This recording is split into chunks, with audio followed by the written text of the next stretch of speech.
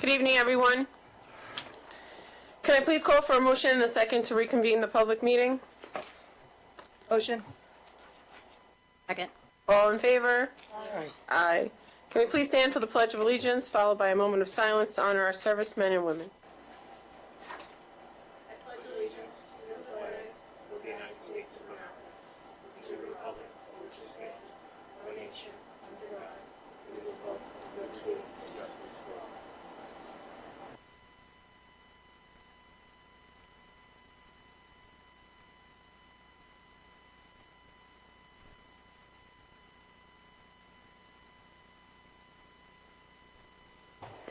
Thank you. Will the district clerk please call the roll?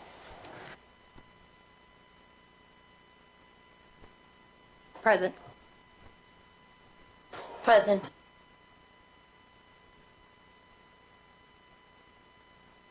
Present. I don't think your mic's working. It's rebooting. Present. Present. Thank you. So we have convened this meeting to discuss board goals. I will open the floor to the board. Whoever wants to start. Do you want to, oh wait, how do you turn this on? There we go. I mean, I didn't know if we wanted to, how we wanted to do it, if we wanted to like work off of the draft that Dr. Senamore provided for us, if we wanted to work on the mission statement, if we wanted to do board goals, bullet points. Well, this is where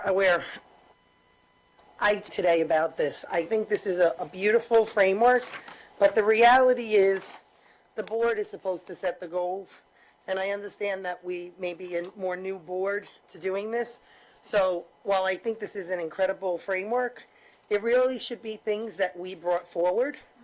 So what I was suggesting through email with you guys was that we should go, instead of going each person one goal at a time, which was suggested, I just think it's faster and more efficient, I should say, not even so much faster, but more efficient to have each person say, what are your bullet points? And then we go through each person does theirs, and we should have, there should be some that mesh, some that are the same. That's my thing, that I think we're all going to have, we should have similar bullet points. And did you see, I sent an email this morning, I don't know if you guys got it, it was in regards to, I wish we would have done it, how it was done years ago. In the future, that's how we should do it, or how the board, whoever's on it, should do it, where you give the district clerk or the super all of your notes for board goals, and then they compile all 5 board members, because then the way that it was done in the past is they were highlighted, like, okay, each board member had something a little similar. And it like shows where can we collectively and collaboratively work together, and maybe that's the like one of the important ones, check. Like, I just think the way that one person going at a time just saying, this is my one goal, this is my one goal. Well, they'd say their goal, and then we discuss that goal. And then the next person would say their goal, and we discuss it. But we can do it anyway. I just want to say, in Dr. C's defense, what he did is took everything that we have discussed throughout the year last year, everything that we wanted and have talked about, and that I know sometimes, falls what we think on deaf ears, but it's not, and put that into this form, showing that these are all the topics that have come up throughout that year that we were interested in. So I just wanted to, in defense of him, he was listening to us, and the district and the community to come up with this. No, listen, I like I said, I appreciate what he did, but the reality is, I don't feel that you can measure the superintendent on goals that he created. And that's just what's next, because we do board goals, and then they steer the district goals. Board goals and district goals are the same if you look at But it's really 90% of Long Island districts. they are different, because some board goals don't turn into district goals, because some of them are just for the board. Like if we said, okay, all of us are not going to, it has to be something measurable too, with the metrics. So I could say, you know what, I want to see more transparency and more better communication, but that's not a goal. No, that's what I'm saying. So some of the things that I think, even when I'm reading, they're not all goals that are measurable. They have to have some sort of metrics, so like there has to be some way to see if there was some sort of change, like is there going to be a change in 5 years? Are there short-term goals? Are they long-term goals? Are they something that's attainable or not? Do we have things going on right now in the district that are not working? You know, I almost like to do 3 columns in the past where I said, this is a reach, almost like college, believe it or not, where you do, this is a goal that's a reach, this is a goal that's, you know, within target, and this one is what we have in the district already, and it's just not working. So do we give it oxygen, or do we say, maybe we need to look into what we can put in place of it? So that's just, like I said, I mean, I have a list of goals, if you want me to start, unless you want to start, Marisol, doesn't matter to me. You can start. I'm okay with that, but I actually would rather do one bullet point and then move on to another person so that it's not being overtaken by one person just dominating the conversation. I would prefer to just read what we have and go from there, but that's just because, like I said, I think you're talking about, I have seven lists that are fast read. Okay. If we go through each of them, we're going to be here for 5 hours.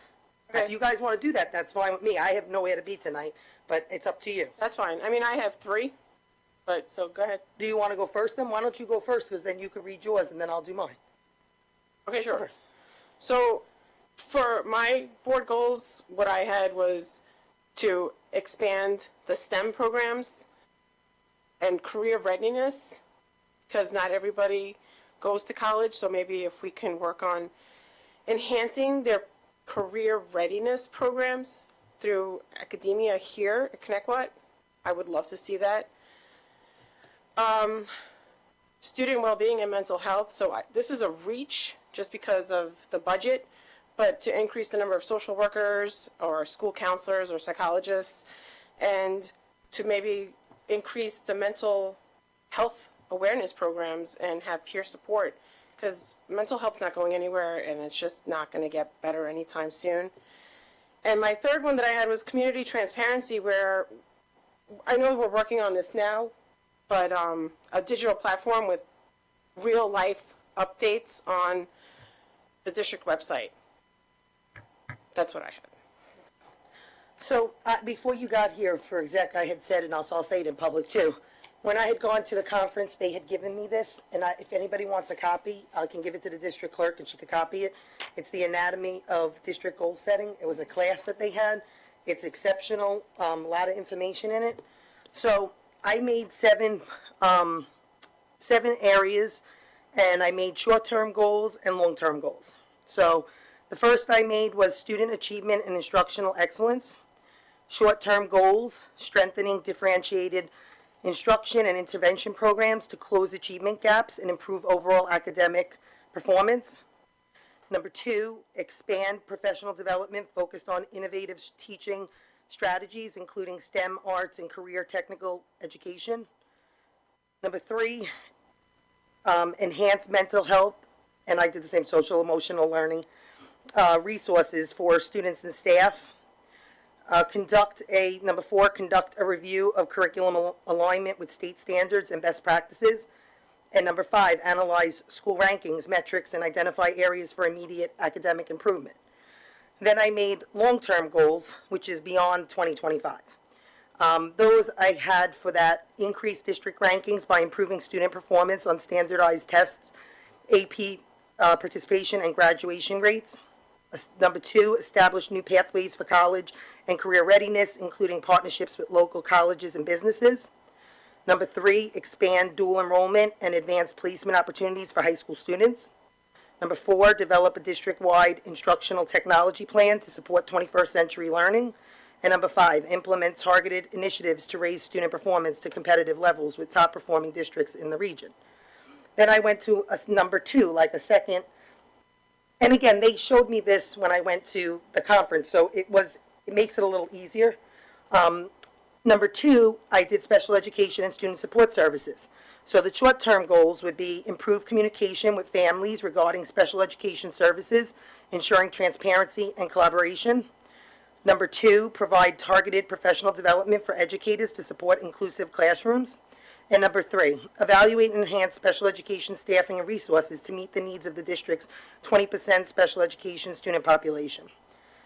The long-term goals beyond 2025 would be, number one, develop new programs and services to support students with diverse learning needs, including transition programs for post-secondary success. Number two, strengthen partnerships with external agencies to provide additional resources and services. And number three, expand early intervention and pre-K programs for students with disabilities to improve long-term academic outcomes. Then number three, fiscal responsibility, cost-saving measures, and budget transparency. For short-term goals, I have maintain a fiscally responsible budget within the approved $222 million while prioritizing student needs, increase community engagement in the budgeting process through public forums and transparent reporting.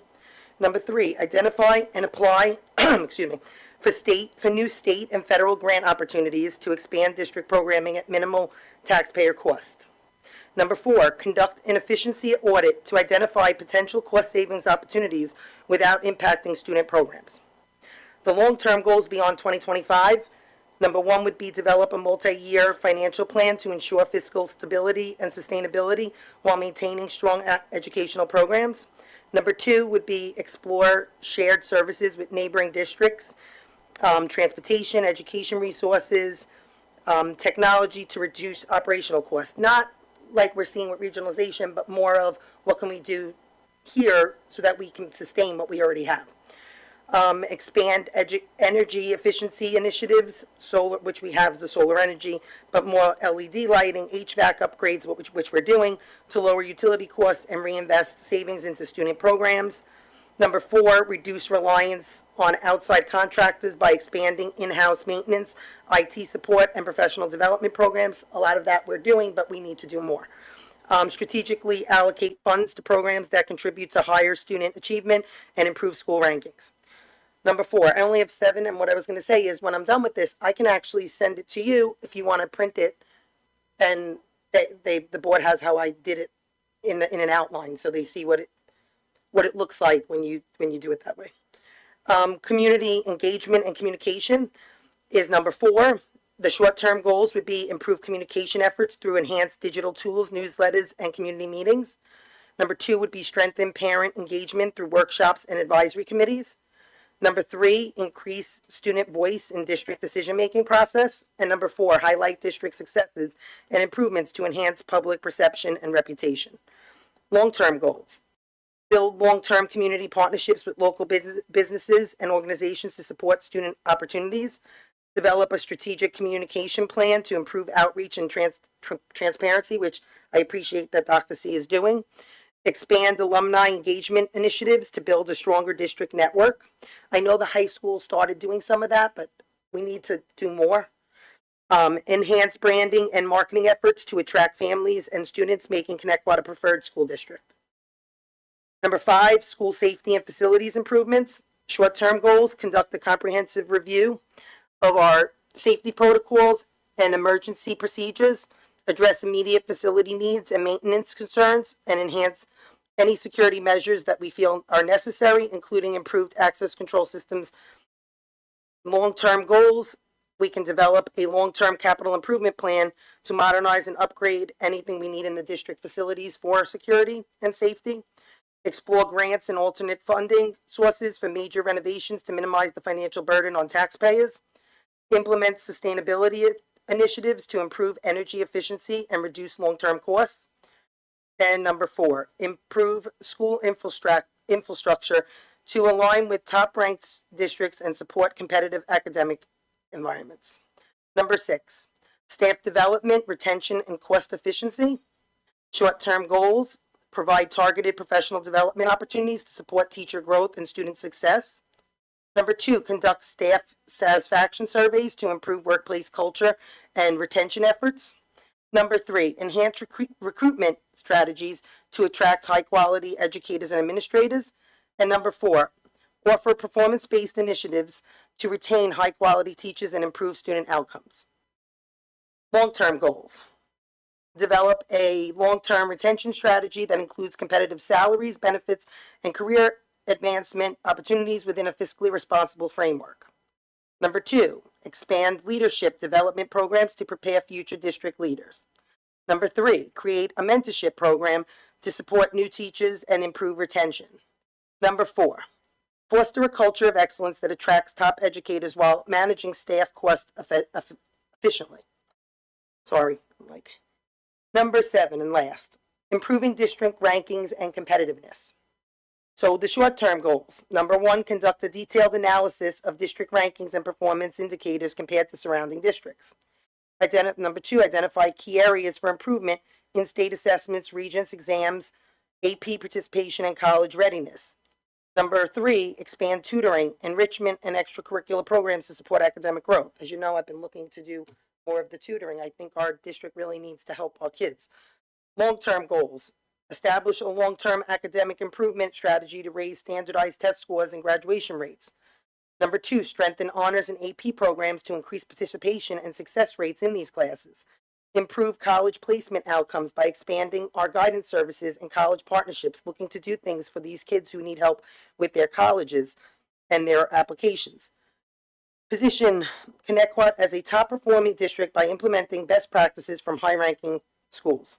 Oh, I apologize, there's one more. 8, cost savings measures that benefit taxpayers. So I just added this was like 2 days ago. Short-term goals 2024 to 2025, and then we have long-term beyond 2025. So the short-term is identify areas for operational efficiencies to reduce administrative costs without affecting student programs. Number 2, expand partnerships with local businesses to increase sponsorships and funding for extracurricular activities. Number 3, apply for any state and federal grants that we can to offset costs for new programs and capital improvements. And number 4, review transportation efficiency to optimize our routes and reduce any kind of fuel costs that we may have. Long-term goals beyond 2025, look into the green energy solutions. And number 2, explore regional services.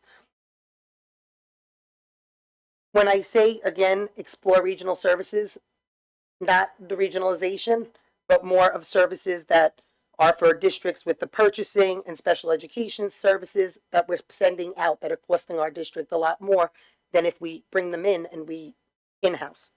Reduce dependency on outside contractors by training in-house staff in maintenance, technology, and professional development roles, and develop a long-term financial strategy to maintain high-quality education while controlling tax impacts. Now, again, some of these overlap, like in different areas, but it was an outline that I made. So that's how I always did it. It was just an outline, and then we all went through it. And like I said, take each person's outline, put them together on a spreadsheet, just for in the future. It's a nice way to do it, to have structure.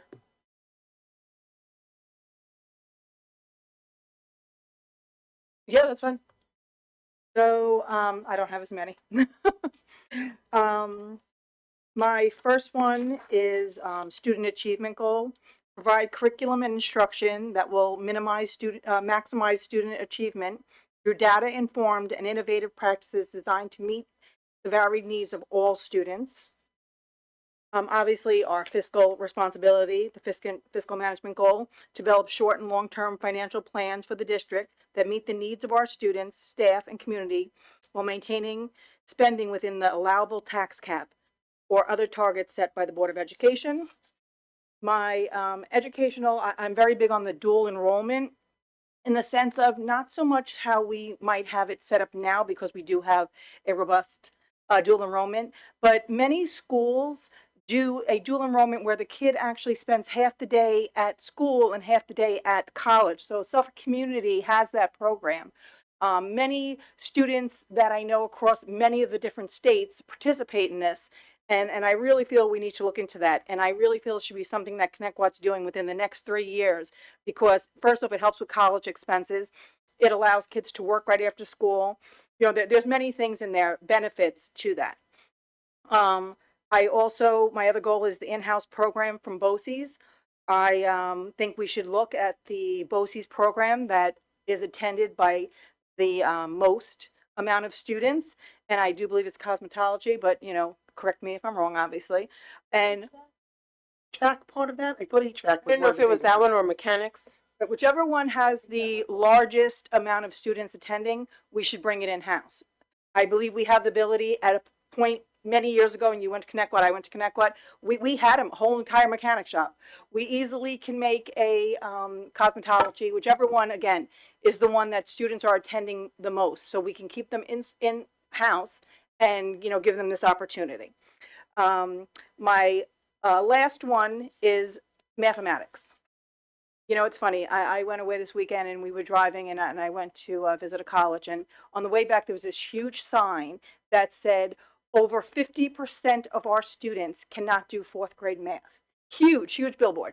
And well, I thought it was our math. We are constantly settling for this 50%, 46%.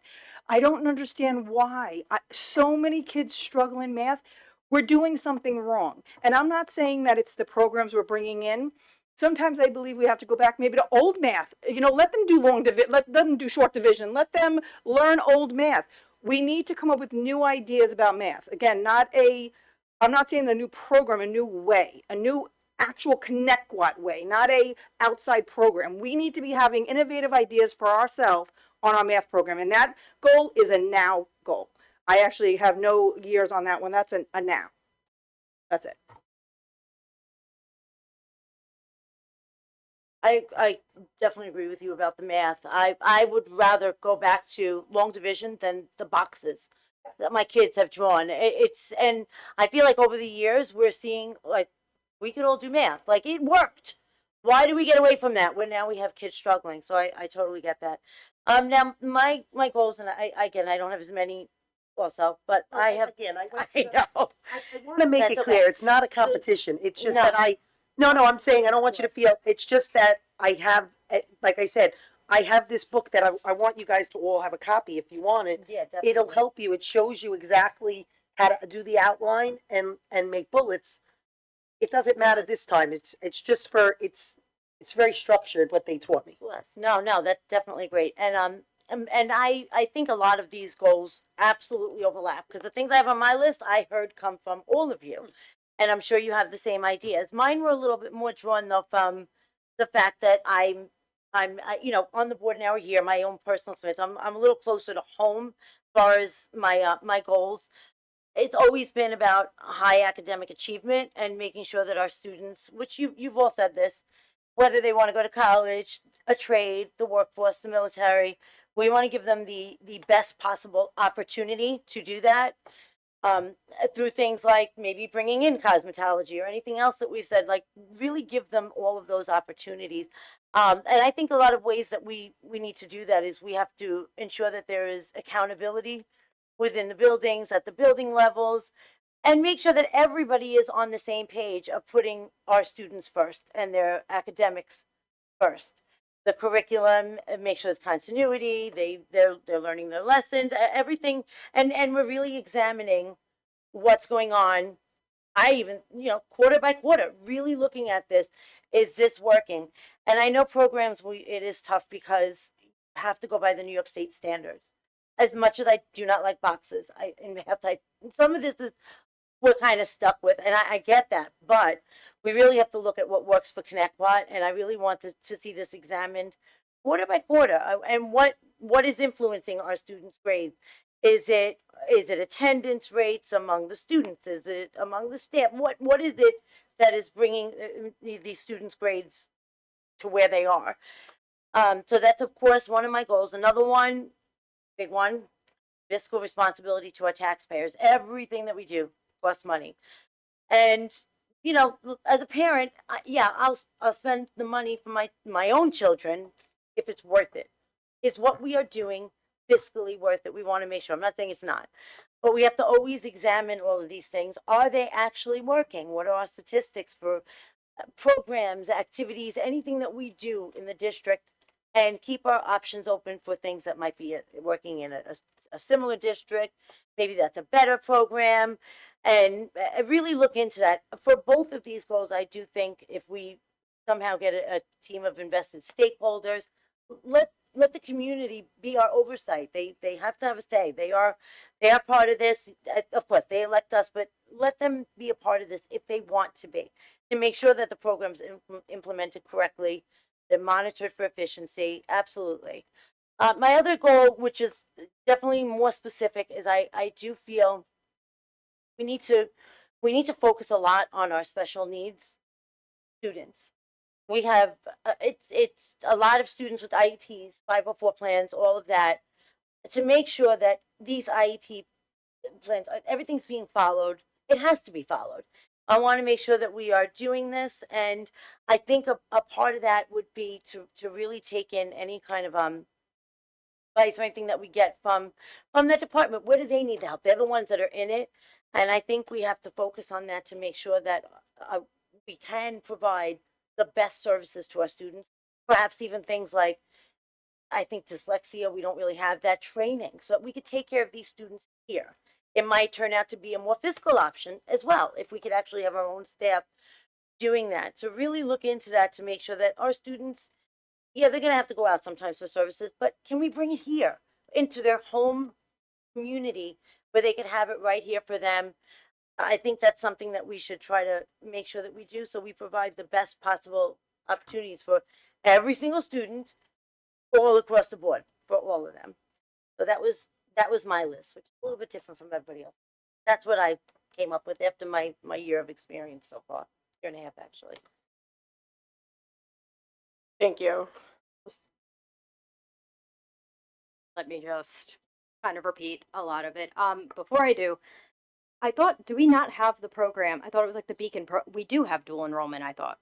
So one of my goals was to increase the number of students that were actually using it, look at which ones, what we offer that for. Like, are those subjects that students are even interested in going for dual enrollment for? Yeah, I'll provide a little clarity.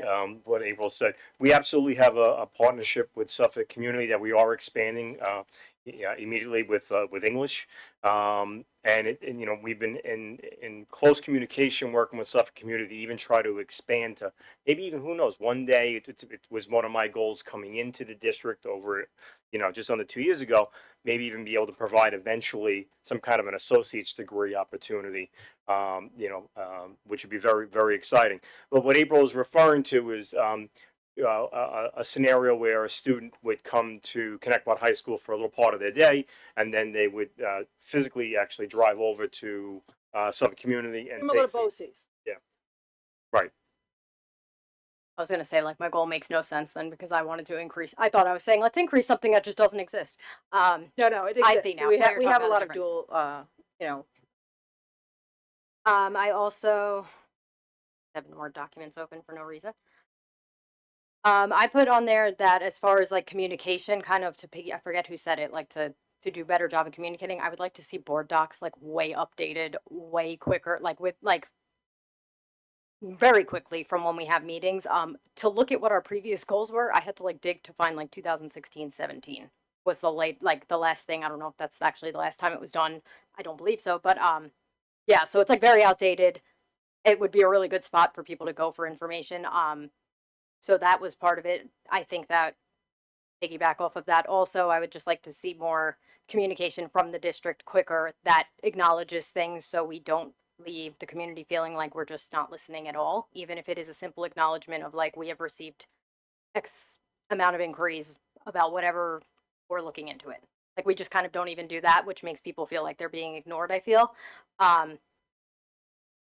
Similar to, I heard a lot of people talking about like more professional development. I kind of like went even further back. Like, I just want to improve the overall climate and culture and like kind of restore pride for the teachers working here. I feel like there's been this like disconnect even from when I was in school. Like, it just felt like everyone was a lot more like proud to say they were here and like make us more of a district that teachers would want to come work at, right? Like, improve the culture, the climate, figure out what's going on, include all those voices, even if we don't like what they have to say.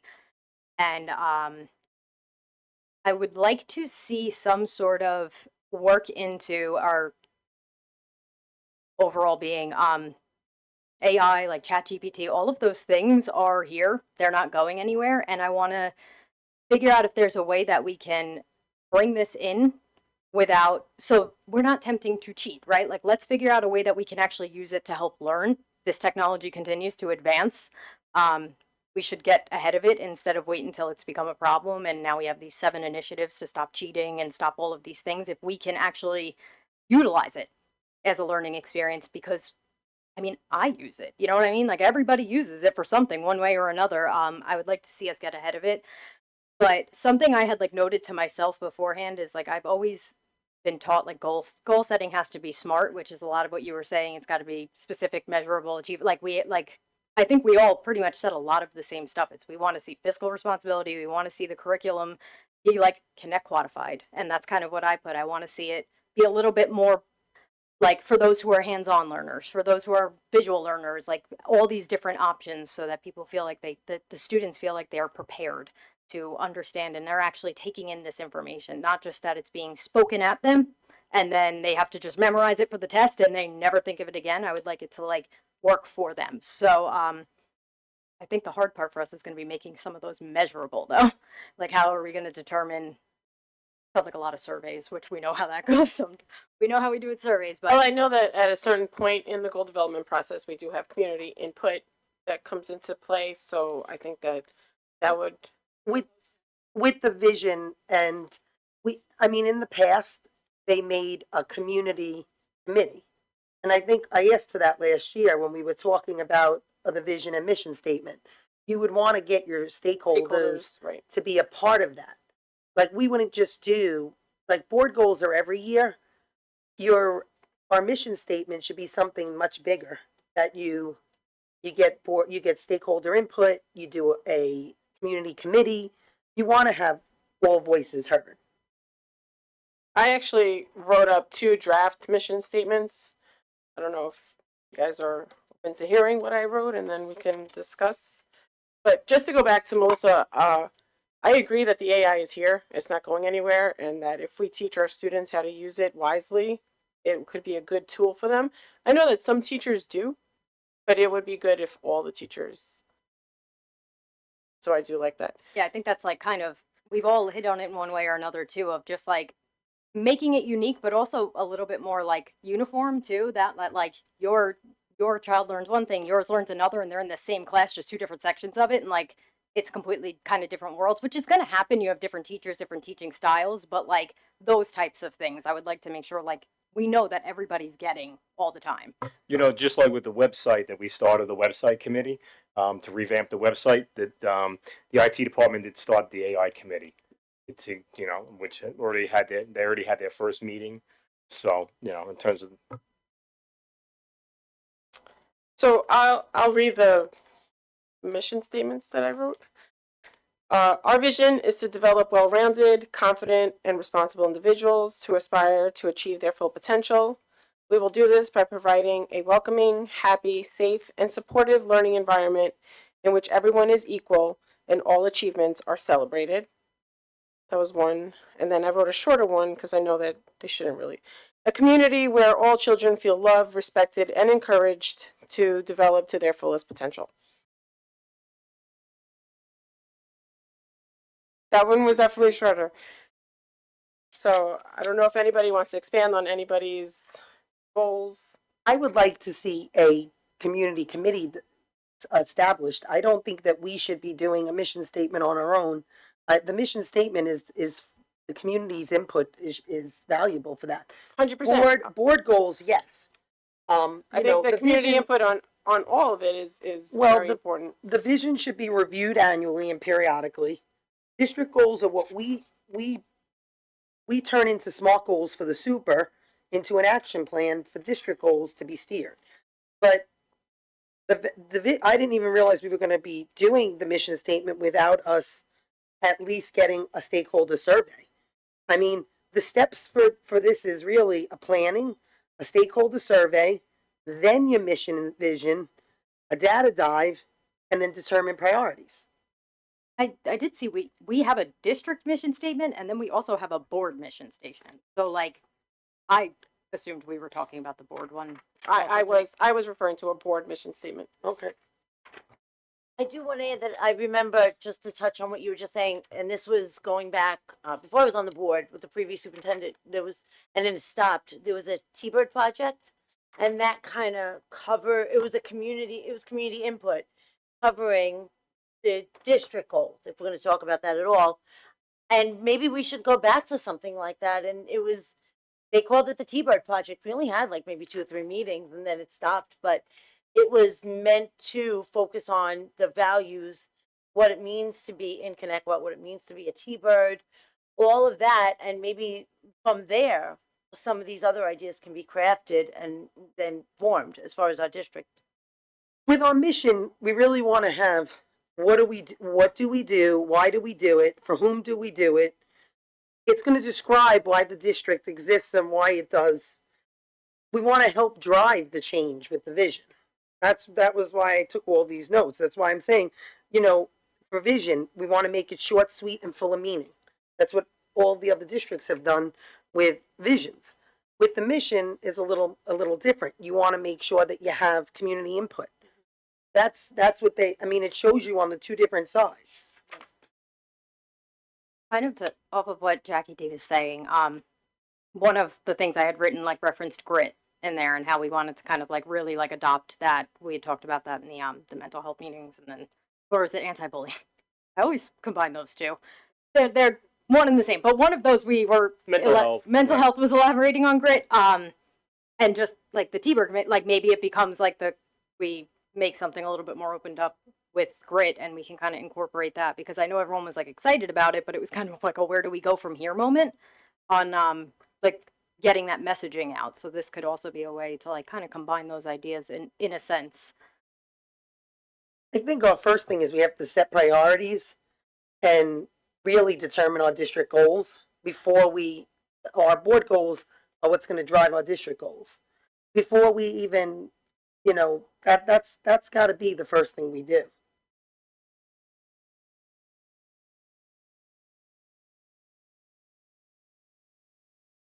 Right. I agree. Definitely. We definitely have to set our board goals and then drive into the district goals. So do you want to send them all into Ari, everything that we've discussed tonight? Have her compile it, go through it, pick the highlights, and do it that way? Yeah, I would like to do that. And I'd like Jax to leave that book here so she could photocopy it for everybody. No problem. Yeah, I think it would be much easier to work off of if we see everybody's, everybody's thoughts laid out in an organized format, and then from there we can form the vision, we can form all that to set our actual goals. And when they said, word of advice, if everything is important, then nothing is. So you need to make sure, from a 30,000 foot view, what are we looking to do? No, that's absolutely. But what I'm saying is you want to make sure that we come up with board goals that are measurable. Obviously, what I gave was just a framework like what Dr. C gave, which is a framework. You did the same kind of thing. And from there, I don't expect us to, it's just pulling, like what you said about the math. Perfect, pull it, and actually, this afternoon I got in the mail, I don't know if you guys all got it, the newspaper, the board newspaper, and there's a good article about the math on, I think it was like the 4th or 5th page. If you go, there's an actual article. It's happening all over the U.S. It's not just here on Long Island. It's not just here in Connecticut. There is a problem with math because of, they're saying that from 2022 to 2024, the numbers laid flat, and they really didn't get because of COVID. That's what they were saying. I think it's not the new math versus the old math. I think the problem is this. I think the problem is that the kids run to their calculators. I know that when I was in high school, I didn't have a calculator. I had to figure it out. Like when I went to the store and I needed to know 100%. Oh, yeah. 100%. So I didn't have that when I was in school. I had to figure it out. I had to figure out how much change I was going to get at the grocery store without my calculator. So I think that this is a crutch for a lot of our generation.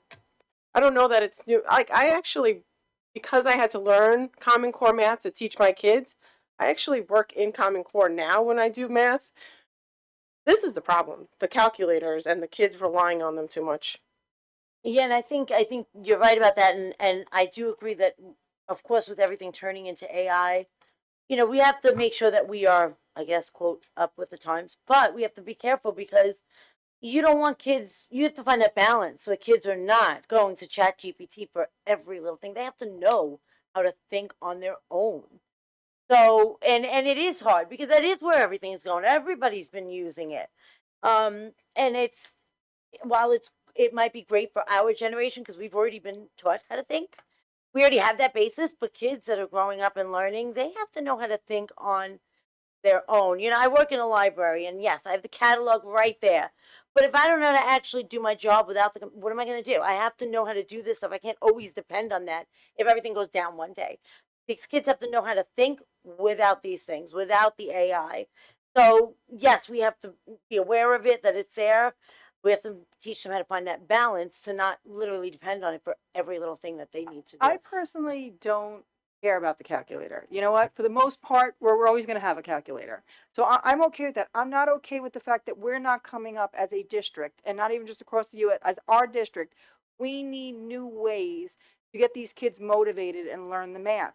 And I don't feel we're doing that. I don't feel we're doing that from the early stages of kindergarten up. I feel we really have to, you know, I don't want to say beat it into them, but you know, like push it into them that this is important from kindergarten to fifth, that by the time you go to secondary, you have so many skills that you can handle when new math, and now you have algebraic equations and things like that.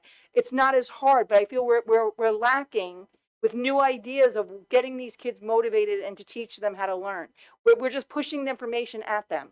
And when you push information at the kids, no one's going to learn. So you pushed it, I passed that test, or I failed it, and I'm on. What did you learn? Because if I gave you that test three weeks from now, as we all know, when it comes to the final, you can't do it. We're missing something. We're missing a step. We need to come up. We need It's to almost come up like, how do you with new ways. I think retain it's it? retention. How do you I was just retain gonna it? say, it's, I was gonna say retention is, I think, our biggest problem, which is what we've been saying. That's why we used grant money for the last 2 years on tutoring and bringing in like these extra, like grant funded. High school level. Oh, no, I We have agree. to start that elementary. They should have these core responsibilities. And I by no way was a math whiz, but I definitely have a more core math than a lot of these children. Once you establish that core in the elementary school and it's like ingrained in them, it builds with them throughout. But see, I 100%. disagree, because I think what happens with a lot of people, and they don't realize it, is we're looking at kids in high school right now who I feel like there has been an educational gap. Whether we say, you know, COVID, this, that, whatever. I use the example of Algebra 1, for instance. And I said the kids that were in Algebra 1 during COVID, they did not learn the base. They didn't, I mean, you're trying to learn through a computer. I give everybody credit, the teachers, the students, for jumping in and doing what they had to do. But at the same time, we have to at least be realistic that it wasn't the best way to learn, and a lot of kids couldn't learn that way. And because of that, now you go into Algebra 2, let's say, or you go into geometry, then you go into Algebra 2. But now you're in Algebra 2, and you're seeing, and that was what I had brought up, you know, from like 2 years ago. I brought up, why are our Algebra 2 numbers down? And they said, oh, because Algebra 1 was the kids from COVID, blah, blah, blah. And I said, okay, but there has to be a way that we can help these children retain more. And I also think we expect students, at least this is my opinion, that we expect students to be more independent learners when they get to high school. And I understand that. That might work for some students, but there are still a lot of students that need that extra help. They need that extra, you know, a 1-on-1, 1-on-5, 1-on-10, 1-on-20, whatever it is, they need that extra help. I hear from so many parents that they say to me, and I've seen it a little bit, but they'll be like, once you get to the high school, it's a lot of independent learning. And I'm saying that's great for the student who picks things up fast. But what about the students who don't? It isn't just, you know, people say to me, oh, is it the kids that are special education? I said, that's not true. That's not true. It's general education students who are having a problem just being independent learners. You can't, we have to start to also look at this as, why are we expecting kids to have so much independence at 14, 15, 16 years old? Yes, we should be setting them up for success in college to be more independent learners. But there's going to be a core group of kids, like you were saying, who could do like dual enrollment, who could do this associate's degree. And that's great. But what about the kids who just need to get by, the kids who just need to learn the extra skills. I've been saying for years, I was begging for years, that we have kids whose SAT scores have gone down. Why? Because our students are not retaining enough. Their reading comprehension is not as good. Their math scores are not as good. What is the problem? I said, why can't, I've asked for years. I know you know this. For years, I've been saying, why can't we have this? I wanted to have some sort of learning where reading comp. I know so many students in the high school who get by, but yet they haven't really learned the skills of reading comp. And reading comp actually helps you in every single other aspect of learning. If you don't have reading comp, I know adults who aren't good with reading comp. As a matter of fact, I'm not great with reading comp. And I tell people that that can affect you as you get older in every aspect of your life. So I'm glad. I fell into a rabbit hole a few months ago looking into like districts that had preferable scores, we'll say, right? The name of the type of learning is escaping me, and it's short of Googling a sentence to figure it out. All of them had in common that they use a type of learning where like it is real world experience applied into it. So project. Thank you. Jeez, my brain was like short circuited. Like it is showing like leaps and bounds that and project based learning. My brain was like, I was gonna Google like what is it when kids go into real world to learn. Beyond that, I was reading a little bit more that because of the phones, right? Like we identified the problem and not the solution. Like we know that the phones cause a myriad of help and hurt, but it's so much easier to isolate and do things independently now that like group, like not to say forced group work, right? But like working with each other to on certain things, right? So reading comprehension, you can't do that great with like a group, but less of the feeding information and being like, take your worksheet home and do the homework, and a little bit more open discussions, real world application, like more feedback back and forth in the classroom has been showing better scores in those schools. But I do want to say, and I can only speak for the AP English that my daughter's in right now. He does the group, and he said it's New York State based, that he switches the groups every month to a new group. So you have to socialize them with new people in the class. And he recently told them, I know now we're finally at the point where you might not like your groups, but this is New York State law I'm passing down, and this is collaborative group work. And it really, I personally like it, even if the kids don't. I think it's good to meet with other types of kids, even if it's for that short period. And they are being collaborative, which I do think that, I know Jenny is shaking her head, but project, right. No, it's for work, just doing your work in class. You know, this isn't grade You're right, though, No, this because is I'll in tell you, the class work. high in achievers, class work. Yes. because the high Yes, achievers no. get upset if they're with somebody who's maybe a little bit more lazy. All with right, their so hold on. We're one at a time.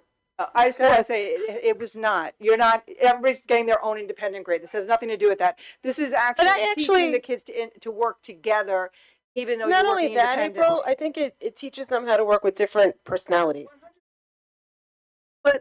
But I understand what she's saying too, because I know when you have a high, let's say you have an overachiever student. I mean, if you have two kids and one's an overachiever and one's like, I really don't want to be here, and you put them together as a team, it is a Only little one person's doing unfair the because, work. but it's also could stress out the kid who's an overachiever and now is worried that the grade is going to, the pressure. Yeah.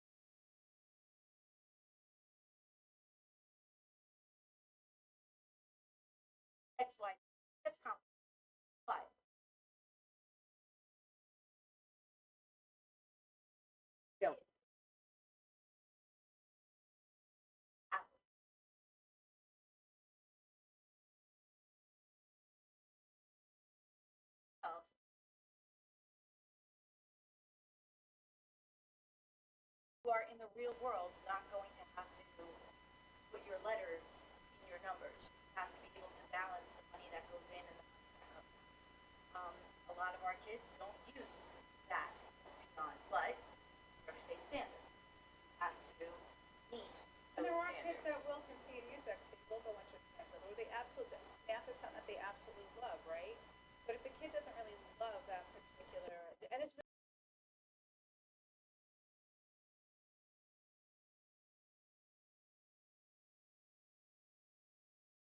But I should know.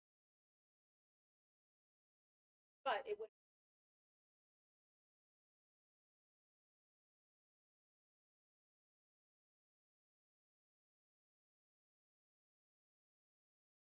But there is a way.